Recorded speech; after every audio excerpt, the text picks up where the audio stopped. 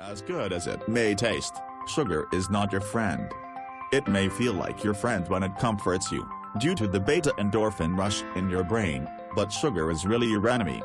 Truth be told, regular consumption of sugary foods is one of the worst things that you can do for your health.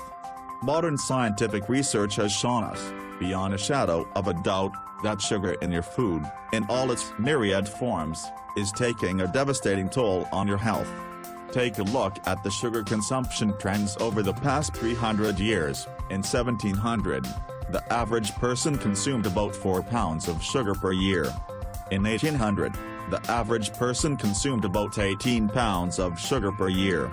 In 1900, individual consumption had risen to 90 pounds of sugar per year. In 2012, more than 50% of all Americans consumed 1/2 pound of sugar per day, translating to a whopping 180 pounds of sugar per year. In 1890, only 3 people out of 100,000 had diabetes. In 2012, almost 8,000 out of every 100,000 people was diagnosed with diabetes.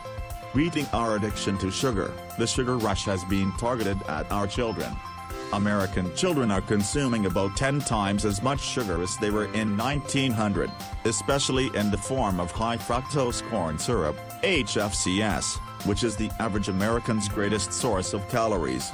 Highly addictive HFCS contains fructose and glucose, but they are not bound together, as they are in table sugar, so the body doesn't need to break it down.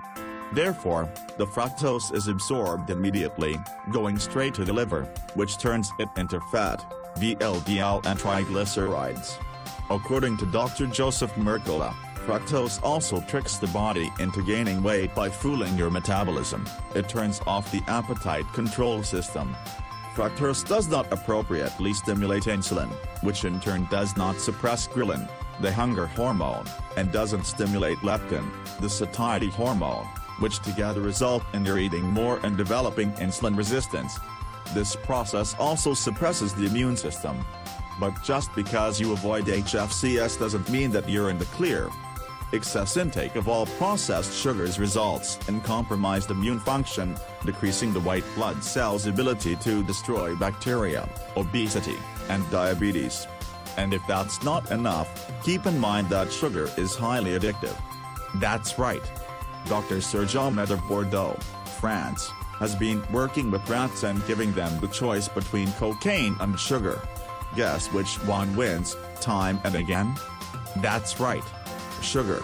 It turns out that the sweet taste of sugar is more rewarding than the high of cocaine. You see, sugar produces dopamine minus a happy, feel-good chemical minus in the brain.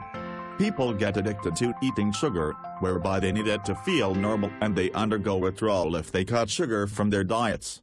If they go cold turkey for a few days, their brain will begin to produce dopamine on its own, but the discomfort of the withdrawal process keeps many sugar addicts trapped in their addiction.